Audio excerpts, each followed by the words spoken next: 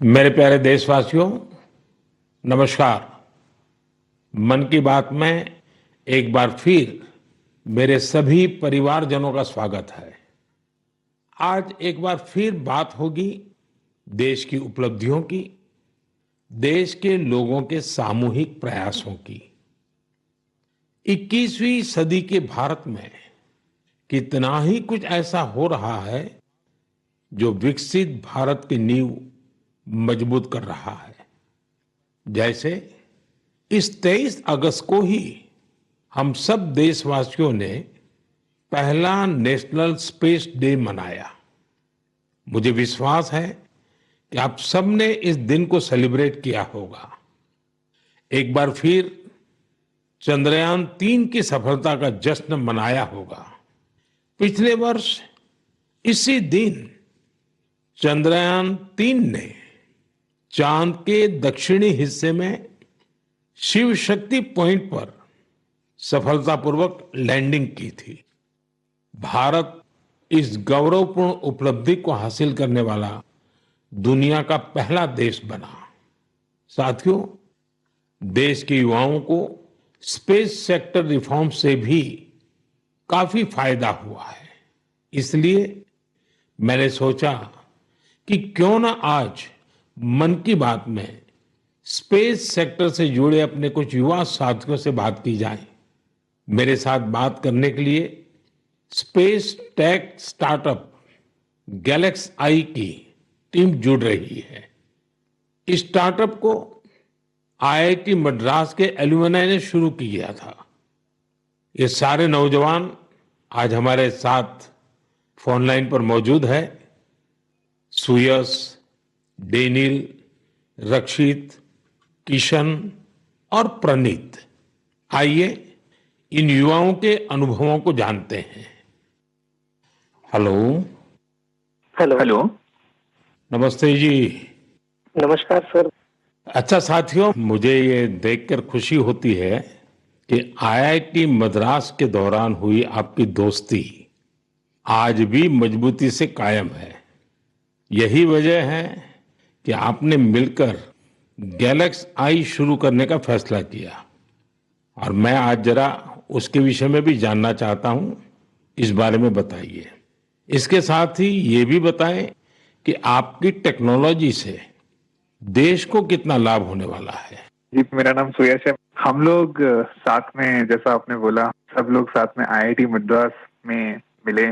वहीं पर हम लोग सब पढ़ाई कर रहे थे, अलग अलग ईयर्स में थे अपने इंजीनियरिंग के। और उसी वक्त हम लोगों ने सोचा कि एक हाइपरलूप नाम का एक प्रोजेक्ट है जो हम लोग चाहते थे साथ में करेंगे। उसी दौरान हमने एक टीम की शुरुआत की, उसका नाम था आविष्कार हाइपरलूप, जिसको लेकर हम लोग अमेरिका भी गए। उस साल हम एशिया की इकलौती टीम थी जो वहां गई और हमारे देश का जो झंडा है उसको हमने फहराया। और हम टॉप 20 टीम्स में से थे, जो out of around 1500 teams around the world. चलिए, आगे सुनने से पहले इसके लिए तो बधाई दे दूं मैं। बहुत बहुत धन्यवाद आपका। उसी उपलब्धि के दौरान हम लोगों की दोस्ती काफी गहरी हुई और इस तरीके के कठिन प्रोजेक्ट्स और टफ प्रोजेक्ट्स को करने का कॉन्फिडेंस भी आया। और उसी दौरान स्पेसएक्स को देख के और स्पेस में जो आपने जो ओपन अप किया एक प्राइवेटाइजेशन को, जो 2020 में एक लैंडमार्क डिसीजन भी आया, उसको लेकर हम लोग काफी एक्साइटेड थे। और मैं रक्षित को इनवाइट करना चाहूंगा बोलने के लिए कि हम क्या बना रहे हैं और उसका फायदा क्या है। जी, तो मेरा नाम रक्षित है और इस टेक्नोलॉजी से हमको कैसे लाभ होगा मैं इसका उत्तर दूंगा। रक्षित, आप उत्तराखंड में कहाँ से हैं? सर, मैं अल्मोड़ा से हूँ। तो बाल मिठाई वाले हैं आप? जी सर, बाल मिठाई हमारी फेवरेट है। वो हमारा जो लक्ष्य सेन है ना, वो मेरे लिए रेगुलरली बाल मिठाई खिलाता रहता है मुझे। हाँ रक्षित, बताइए। तो हमारी जो ये टेक्नोलॉजी है, ये अंतरिक्ष से बादलों के आर पार देख सकती है और ये रात्रि में भी देख सकती है। तो हम इससे देश के किसी भी कोने के ऊपर रोज एक साफ तस्वीर खींच सकते हैं। और ये जो डेटा हमें आएगा, इसका उपयोग हम 2 क्षेत्रों में विकास करने के लिए करेंगे। पहला है भारत को अत्यंत सुरक्षित बनाना। हमारे जो बॉर्डर्स हैं और हमारे जो ओशंस हैं, सीज हैं, उसके ऊपर रोज हम मॉनिटर करेंगे और एनिमी की एक्टिविटीज को मॉनिटर करेंगे और हमारी आर्म्ड फोर्सेस को इंटेलिजेंस प्रोवाइड करेंगे। और दूसरा है भारत के किसानों को सशक्त बनाना।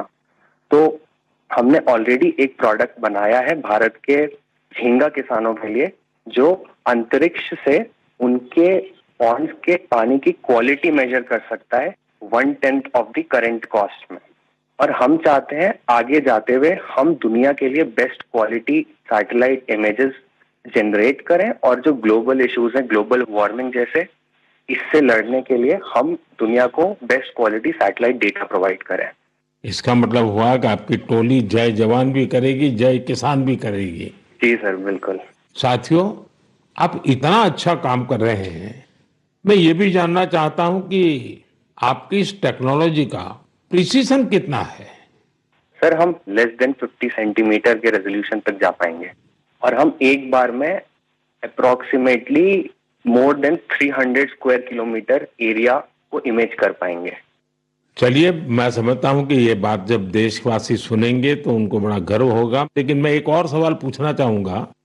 जी सर। स्पेस इकोसिस्टम बहुत ही वाइब्रेंट हो रहा है। अब आपकी टीम इसमें क्या बदलाव देख रहे हैं? मेरा नाम किशन है। हमने ये गैलेक्साई शुरू होने के बाद से ही हमने इन स्पेस आते हुए देखा है और काफी सारे पॉलिसीज आते हुए देखे हैं, ये जैसे कि geo spatial data policy and Indian space policy. और हमने पिछले 3 साल में काफी बदलाव आते हुए देखा है और काफी प्रोसेसेस और काफी इंफ्रास्ट्रक्चर और काफी फैसिलिटीज इसरो के ये अवेलेबल और काफी अच्छे तरीके से हुए हैं। जैसे कि हम इसरो में जाके टेस्टिंग कर सकते हैं हमारे हार्डवेयर का, ये काफी आसान तरीके से अभी हो सकता है। 3 साल पहले वो प्रोसेसेस उतने नहीं थे, और ये काफी हेल्पफुल रहा है हमारे लिए और काफी और स्टार्टअप्स के लिए भी। और रीसेंट एफडीआई पॉलिसीज की वजह से और ये फैसिलिटीज अवेलेबिलिटी की वजह से और स्टार्टअप्स को आने के लिए काफी इंसेंटिव है, और ऐसे स्टार्टअप्स आके काफी इजीली और काफी अच्छे से डेवलपमेंट कर सकते हैं ऐसी फील्ड में जिसमें यूजुअली डेवलपमेंट करना बहुत कॉस्टली और टाइम कंज्यूमिंग रहता है। बट करंट पॉलिसीज और इन स्पेस के आने के बाद काफी चीजें आसान हुई है स्टार्टअप्स के लिए। मेरे मित्र डेनियल चावड़ा पे इस पे कुछ और बोलना चाहेंगे। डेनियल, बताइए। सर, हमने एक और चीज ऑब्जर्व किया है। हमने देखा है कि जो इंजीनियरिंग के छात्र हैं उनकी सोच में बदलाव देखा है।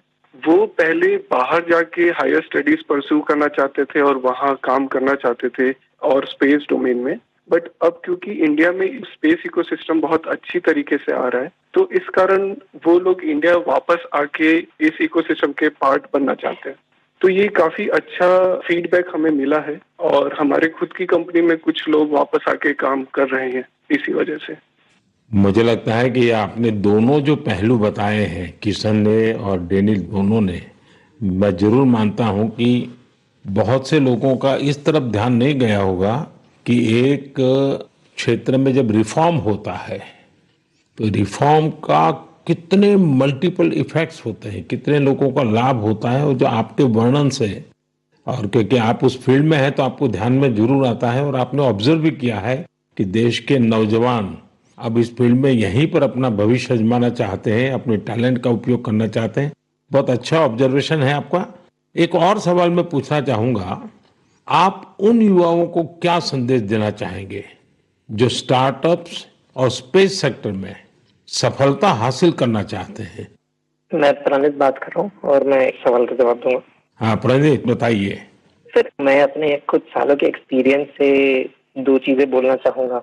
सबसे पहली इज, अगर अपने को स्टार्टअप करना हो तो यही मौका है, क्योंकि पूरी दुनिया में इंडिया आज वो देश है जो वर्ल्ड का सबसे फास्टेस्ट ग्रोइंग इकोनॉमी है। और इसका मतलब ये हुआ कि अपने पास अपॉर्चुनिटी बहुत ज्यादा है। जैसे मैं 24 साल की उम्र में ये सोच के प्राउड फील करता हूँ कि अगले साल हमारी एक सैटेलाइट लॉन्च होगी, जिसके बेसिस पे अपनी गवर्नमेंट कुछ मेजर डिसीजंस लेगी और उसमें हमारा छोटा सा एक कंट्रीब्यूशन है। ऐसी कुछ नेशनल इम्पैक्ट की प्रोजेक्ट्स पे काम करने को मिले, ये ऐसी इंडस्ट्री और ये ऐसा टाइम है, गिवन कि ये स्पेस इंडस्ट्री आज अभी तो स्टार्ट हो रही है। तो मैं अपने युवा दोस्तों को यही बोलना चाहूंगा कि ये अपॉर्चुनिटी ना सिर्फ इम्पैक्ट की बट ऑल्सो उनके खुद के फाइनेंशियल ग्रोथ की और एक ग्लोबल प्रॉब्लम सॉल्व करने की है। तो हम आपस में यही बात करते हैं कि बचपन में हम ये बोलते थे कि बड़े होके एक्टर बनेंगे, स्पोर्ट्समैन बनेंगे या ऐसे कुछ चीजें होती थी। बट आज अगर हम ये सुने कि कोई बड़ा होके ये बोलता है कि मुझे बड़ा होके एंटरप्रेन्योर बनना है, स्पेस इंडस्ट्री में काम करना है, ये हमारे लिए बहुत प्राउड मोमेंट है कि हम इस पूरे ट्रांसफॉर्मेशन में एक छोटा सा पार्ट प्ले कर पाए। साथियों, एक प्रकार से प्रणीत, किशन, डेनिल, रक्षित, सुयस, जितनी मजबूत आपकी दोस्ती है उतना ही मजबूत आपका स्टार्टअप भी है। तभी तो आप लोग इतना शानदार काम कर रहे हैं। मुझे कुछ साल पहले आईआईटी मद्रास जाने का अवसर मिला था और मैंने उस संस्थान के एक्सेलेंस को खुद अनुभव किया है। और वैसे भी आईआईटी के संबंध में पूरे विश्व में एक सम्मान का भाव है और वहां से निकलने वाले हमारे लोग जब भारत के लिए काम करते हैं तो जरूर कुछ न कुछ अच्छा कंट्रीब्यूट करते हैं। आप सभी को और स्पेस सेक्टर में काम करने वाले दूसरे सभी स्टार्टअप्स को मेरी बहुत बहुत शुभकामनाएं हैं। और आप पांचों साथियों से बात करके मुझे बहुत अच्छा लगा। चलिए, बहुत बहुत धन्यवाद दोस्तों। Thank you so much. मेरे प्यारे देशवासियों, इस साल मैंने लाल किले से बिना पॉलिटिकल बैकग्राउंड वाले 1 लाख युवाओं को पॉलिटिकल सिस्टम से जोड़ने का आह्वान किया है। मेरी इस बात पर जबरदस्त प्रतिक्रिया हुई है। इससे पता चलता है कि कितनी बड़ी संख्या में हमारे युवा राजनीति में आने को तैयार बैठे हैं। बस उन्हें सही मौके और सही मार्गदर्शन की तलाश है। इस विषय पर मुझे देश भर के युवाओं के पत्र भी मिले हैं। सोशल मीडिया पर भी जबरदस्त रिस्पांस मिल रहा है। लोगों ने मुझे कई तरह के सुझाव भी भेजे हैं। कुछ युवाओं ने पत्र में लिखा है कि उनके लिए वाकई अकल्पनीय है दादा या माता पिता की कोई राजनीतिक विरासत नहीं होने की वजह से वो राजनीति में चाहकर भी नहीं आ पाते थे। कुछ युवाओं ने लिखा कि उनके पास जमीनी स्तर पर काम करने का अच्छा अनुभव है, इसलिए वे लोगों की समस्याओं को सुलझाने में मददगार बन सकते हैं। कुछ युवाओं ने यह भी लिखा कि परिवारवादी राजनीति नई प्रतिभाओं का दमन कर देती है। कुछ युवाओं ने कहा कि इस तरह के प्रयासों से हमारे लोकतंत्र को और मजबूती मिलेगी। मैं इस विषय पर सुझाव भेजने के लिए हर किसी का धन्यवाद करता हूं। मुझे उम्मीद है कि अब हमारे सामूहिक प्रयास से ऐसे युवा जिनका कोई पॉलिटिकल बैकग्राउंड नहीं है वे भी राजनीति में आगे आ सकेंगे। उनका अनुभव और उनका जोश देश के काम आएगा। साथियों, स्वतंत्रता संग्राम के दौरान भी समाज के हर क्षेत्र से ऐसे अनेकों लोग सामने आए थे जिनकी कोई राजनीतिक पृष्ठभूमि नहीं थी। उन्होंने खुद को भारत की आजादी के लिए झोंक दिया था। आज हमें विकसित भारत का लक्ष्य पाने के लिए एक बार फिर उसी स्पिरिट की जरूरत है। मैं अपने सभी युवा साथियों को कहूंगा, इस अभियान से जरूर जुड़े। आपका ये कदम अपने और देश के भविष्य को बदलने वाला होगा। मेरे प्यारे देशवासियों, हर घर तिरंगा और पूरा देश तिरंगा। इस बार यह अभियान अपनी पूरी ऊंचाई पर रहा। देश के कोने कोने से इस अभियान से जुड़ी अद्भुत तस्वीरें सामने आई। हमने घरों पर तिरंगा लहराते देखा, स्कूल, कॉलेज, यूनिवर्सिटी में तिरंगा देखा। लोगों ने अपनी दुकानों, दफ्तरों में तिरंगा लगाया। लोगों ने अपने डेस्कटॉप, मोबाइल और गाड़ियों में भी तिरंगा लगाया।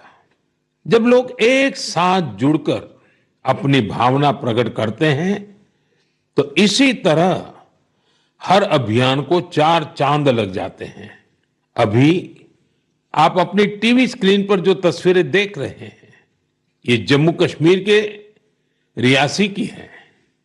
यहां 750 मीटर लंबे झंडे के साथ तिरंगा रैली निकाली गई और ये रैली दुनिया के सबसे ऊंचे चिनाब रेलवे ब्रिज पर निकाली गई। जिसने भी इन तस्वीरों को देखा उसका मन खुशी से झूम उठा। श्रीनगर के डल लेक में भी तिरंगा यात्रा की मनमोहक तस्वीरें हम सब ने देखी। अरुणाचल प्रदेश के ईस्ट कामेंग जिले में भी 600 फीट लंबे तिरंगे के साथ यात्रा निकाली गई। देश के अन्य राज्यों में भी इसी तरह हर उम्र के लोग ऐसी तिरंगा यात्राओं में शामिल हुए। स्वतंत्रता दिवस अब एक सामाजिक पर्व भी बनता जा रहा है। ये आपने भी अनुभव किया होगा। लोग अपने घरों को तिरंगा माला से सजाते हैं। स्वयं सहायता समूह से जुड़ी महिलाएं लाखों झंडे तैयार करती हैं। ई कॉमर्स प्लेटफॉर्म पर तिरंगे में रंगे सामानों की बिक्री बढ़ जाती है। स्वतंत्रता दिवस के अवसर पर देश के हर कोने, जल, थल, नभ, हर जगह हमारे झंडे के 3 रंग दिखाई दिए। हर घर तिरंगा वेबसाइट पर 5 करोड़ से ज्यादा सेल्फी भी पोस्ट की गई। इस अभियान ने पूरे देश को एक सूत्र में बांध दिया है और यही तो एक भारत श्रेष्ठ भारत है। मेरे प्यारे देशवासियों, इंसानों और जानवरों के प्यार पर आपने कितनी सारी फिल्में देखी होगी, लेकिन एक रियल स्टोरी इन दिनों असम में बन रही है। असम में तिनसुकिया जिले के एक छोटे से गांव बारेकुरी में मोरान समुदाय के लोग रहते हैं और इसी गांव में रहते हैं होलोक गिबन, जिन्हें यहां होलो बंदर कहा जाता है। होलोक गिबन्स ने इस गांव में ही अपना बसेरा बना लिया है। आपको जानकर आश्चर्य होगा, इस गांव के लोगों का होलोक गिबन के साथ बहुत गहरा संबंध है। गांव के लोग आज भी अपने पारंपरिक मूल्यों का पालन करते हैं, इसलिए उन्होंने वो सारे काम किए जिससे गिबन्स के साथ उनके रिश्ते और मजबूत हो। उन्हें जब ये एहसास हुआ कि गिबन्स को केले बहुत पसंद है, तो उन्होंने केले की खेती भी शुरू कर दी। इसके अलावा उन्होंने तय किया कि गिबन्स के जन्म और मृत्यु से जुड़े रीति रिवाजों को वैसे ही पूरा करेंगे जैसा वे अपने लोगों के लिए करते हैं। उन्होंने गिबन्स को नाम भी दिए हैं। हाल ही में गिबन्स को पास से गुजर रहे बिजली के तारों के कारण मुश्किलों का सामना करना पड़ रहा था। ऐसे में इस गांव के लोगों ने सरकार के सामने इस मामले को रखा और जल्द ही इसका समाधान भी निकाल लिया गया। मुझे बताया गया है कि अब ये गिबन्स तस्वीरों के लिए पोज भी देते हैं। साथियों, पशुओं के प्रति प्रेम में हमारे अरुणाचल प्रदेश के युवा साथी भी किसी से पीछे नहीं है। अरुणाचल में हमारे कुछ युवा साथियों ने 3D प्रिंटिंग टेक्नोलॉजी का उपयोग करना शुरू किया है। जानते हैं क्यों? क्योंकि वो वन्य जीवों को सींगों और दांतों के लिए शिकार होने से बचाना चाहते हैं। नादम बापू और लीखा नाना के नेतृत्व में ये टीम जानवरों के अलग अलग हिस्सों की 3D प्रिंटिंग करती है। जानवरों के सींग हो, दांत हो, ये सब 3D प्रिंटिंग से तैयार होते हैं। इससे फिर ड्रेस और टोपी जैसी चीजें बनाई जाती हैं। ये गजब का ऑल्टरनेटिव है जिसमें बायोडिग्रेडेबल मटेरियल का उपयोग होता है। ऐसे अद्भुत प्रयासों की जितनी भी सराहना की जाए कम है। मैं तो कहूंगा अधिक से अधिक स्टार्टअप्स इस क्षेत्र में सामने आए ताकि हमारे पशुओं की रक्षा हो सके और परंपरा भी चलती रहे। मेरे प्यारे देशवासियों, मध्य प्रदेश के जाबुआ में कुछ ऐसा शानदार हो रहा है जिसे आपको जरूर जानना चाहिए। वहां पर हमारे सफाई कर्मी भाई बहनों ने कमाल कर दिया है। इन भाई बहनों ने हमें वेस्ट टू वेल्थ का संदेश सच्चाई में बदल कर दिखाया है। इस टीम ने जाबुआ के एक पार्क में कचरे से अद्भुत आर्टवर्क तैयार किया है। अपने इस काम के लिए उन्होंने आसपास के क्षेत्रों से प्लास्टिक वेस्ट, इस्तेमाल की हुई बॉटल्स, टायर्स और पाइप्स इकट्ठा किए। इन आर्ट वर्क्स में हेलीकॉप्टर, कार और तोपे भी शामिल हैं। खूबसूरत हैंगिंग फ्लावर पॉट्स भी बनाए गए हैं। यहां इस्तेमाल किए गए टायरों का उपयोग आरामदायक बेंच बनाने के लिए किया गया है। सफाई कामगारों की इस टीम ने रिड्यूस, रीयूज और रिसाइकल का मंत्र अपनाया है। उनके प्रयासों से पार्क बहुत ही सुंदर दिखने लगा है। इसे देखने के लिए स्थानीय लोगों के साथ ही आसपास के जिलों में रहने वाले भी यहां पहुंच रहे हैं। साथियों, मुझे खुशी है कि आज हमारे देश में कई सारी स्टार्टअप टीम भी पर्यावरण को बढ़ावा देने के लिए ऐसे प्रयासों से जुड़ रही है। ई कॉन्शियस नाम की एक टीम है जो प्लास्टिक वेस्ट का उपयोग इको फ्रेंडली प्रोडक्ट्स बनाने में कर रही है। इसका आइडिया उन्हें हमारे पर्यटन स्थलों, विशेषकर पहाड़ी इलाकों में फैले कचरे को देख करके आया।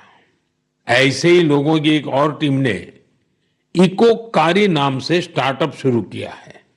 ये प्लास्टिक वेस्ट से अलग अलग खूबसूरत चीजें बनाते हैं। साथियों, टॉय रिसाइकलिंग भी ऐसा ही एक और क्षेत्र है जिसमें हम मिलकर काम कर सकते हैं। आप भी जानते हैं कि कई बच्चे कितनी जल्दी खिलौनों से बोर हो जाते हैं। वही ऐसे बच्चे भी हैं जो उन्हीं खिलौनों का सपना संजोए होते हैं। ऐसे खिलौने जिससे अब आपके बच्चे नहीं खेलते, उन्हें आप ऐसी जगहों पर दे सकते हैं जहां उनका उपयोग होता रहे। ये भी पर्यावरण की रक्षा का एक अच्छा रास्ता है। हम सब मिलकर प्रयास करेंगे तभी पर्यावरण भी मजबूत होगा और देश भी आगे बढ़ेगा। मेरे प्यारे देशवासियों, कुछ ही दिन पहले हमने 19 अगस्त को रक्षाबंधन का पर्व मनाया। उसी दिन पूरी दुनिया में विश्व संस्कृत दिवस भी मनाया गया। आज भी देश विदेश में संस्कृत के प्रति लोगों का विशेष लगाव दिखता है। दुनिया के कई देशों में संस्कृत भाषा को लेकर तरह तरह की रिसर्च और प्रयोग हो रहे हैं। आगे की बात करने से पहले मैं आपके लिए एक छोटी सी ऑडियो क्लिप प्ले कर रहा हूं। Titiršu šigragam gangam idam lakšmanam abrei. Va taip yra skamba. Visi kartu. Satu drištva nadytire navam išvaku nandanach तितीर्षुः शीघ्रगां गङ्गाम् इदं लक्ष्मणमब्रवीत्। साथियों, इस ऑडियो का संबंध यूरोप के एक देश लिथुएनिया से है। वहां एक प्रोफेसर विदोनस ने एक अनूठा प्रयास किया है और इसे नाम दिया है संस्कृत ऑन द रिवर्स। कुछ लोगों का एक ग्रुप वहां नेरिस रिवर के किनारे जमा हुआ और वहां उन्होंने वेदों और गीता का पाठ किया। यहां ऐसे प्रयास पिछले कुछ वर्षों से निरंतर जारी है। आप भी संस्कृत को आगे बढ़ाने वाले ऐसे प्रयासों को सामने लाते रहिए। मेरे प्यारे देशवासियों, हम सबके जीवन में फिटनेस का बहुत महत्व है। फिट रहने के लिए हमें अपने खान पान, रहन सहन सब पर ध्यान देना होता है। लोगों को फिटनेस के प्रति जागरूक करने के लिए ही फिट इंडिया अभियान की शुरुआत की गई। स्वस्थ रहने के लिए आज हर आयु, हर वर्ग के लोग योग को अपना रहे हैं। लोग अपनी थाली में अब सुपर फूड मिलेट्स यानी श्री अन्न को जगह देने लगे हैं। इन सभी प्रयासों का उद्देश्य यही है कि हर परिवार स्वस्थ हो। साथियों, हमारा परिवार, हमारा समाज और हमारा देश और इन सब का भविष्य हमारे बच्चों की सेहत पर निर्भर है और बच्चों की अच्छी सेहत के लिए जरूरी है कि उन्हें सही पोषण मिलता रहे। बच्चों का न्यूट्रिशन देश की प्राथमिकता है। वैसे तो उनके पोषण पर पूरे साल हमारा ध्यान रहता है, लेकिन एक महीना देश इस पर विशेष फोकस करता है। इसके लिए हर साल 1 सितंबर से 30 सितंबर के बीच पोषण माह मनाया जाता है। पोषण को लेकर लोगों को जागरूक बनाने के लिए पोषण मेला, एनीमिया शिविर, नवजात शिशुओं के घर की विजिट, सेमिनार, वेबिनार जैसे कई तरीके अपनाए जाते हैं। कितनी ही जगहों पर आंगनवाड़ी के तहत मदर एंड चाइल्ड कमेटी की स्थापना भी की गई है। ये कमेटी कुपोषित बच्चों, गर्भवती महिलाओं और नवजात शिशुओं की माताओं को ट्रैक करती है। उन्हें लगातार मॉनिटर किया जाता है और उनके पोषण की व्यवस्था की जाती है। पिछले वर्ष पोषण अभियान को नई शिक्षा नीति से भी जोड़ा गया है। पोषण भी, पढ़ाई भी। इस अभियान के द्वारा बच्चों के संतुलित विकास पर फोकस किया गया है। आपको भी अपने क्षेत्र में पोषण के प्रति जागरूकता वाले अभियान से जरूर जुड़ना चाहिए। आपके एक छोटे से प्रयास से कुपोषण के खिलाफ इस लड़ाई में बहुत मदद मिलेगी। मेरे प्यारे देशवासियों, इस बार की मन की बात में इतना ही। मन की बात में आपसे बात करके मुझे हमेशा बहुत अच्छा लगता है। ऐसा लगता है जैसे मैं अपने परिवारजनों के साथ बैठ करके हल्के फुल्के वातावरण में अपने मन की बातें साझा कर रहा हूं, आपके मन से जुड़ रहा हूं। आपके फीडबैक, आपके सुझाव मेरे लिए बहुत ही मूल्यवान है। कुछ ही दिनों में अनेक त्योहार आने वाले हैं। मैं आप सभी को उनकी ढेर सारी शुभकामनाएं देता हूं। जन्माष्टमी का त्योहार भी है। अगले महीने शुरुआत में ही गणेश चतुर्थी का भी पर्व है। ओणम का त्योहार भी करीब है। मिलाद उन नबी की भी बधाई देता हूं। साथियों, इस महीने 29 तारीख को तेलुगु भाषा दिवस भी है। यह सचमुच बहुत ही अद्भुत भाषा है। मैं दुनिया भर के सभी तेलुगु भाषियों को तेलुगु भाषा दिवस की शुभकामनाएं देता हूं। प्रपंच व्याप्तंगा उन्न तेलुगु वारिकी तेलुगु भाषा दिनोत्सव शुभाकांक्षलु। साथियों, मैं आप सभी से बारिश के इस मौसम में सावधानी बरतने के साथ ही कैच द रेन मूवमेंट का हिस्सा बनने का भी आग्रह दोहराऊंगा। मैं आप सभी को एक पेड़ मां के नाम अभियान की याद दिलाना चाहूंगा। ज्यादा से ज्यादा पेड़ लगाएं और दूसरों से भी इसका आग्रह करें। आने वाले दिनों में पेरिस में पैरालंपिक्स शुरू हो रहे हैं। हमारे दिव्यांग भाई बहन वहां पहुंचे हैं। 140 करोड़ भारतीय अपने एथलीट और खिलाड़ियों को चीयर कर रहे हैं। आप भी हैशटैग चीयर फॉर भारत के साथ अपने खिलाड़ियों को प्रोत्साहन दीजिए। अगले महीने हम एक बार फिर जुड़ेंगे और बहुत सारे विषयों पर चर्चा करेंगे। तब तक के लिए मुझे विदा दीजिए। बहुत बहुत धन्यवाद। नमस्कार।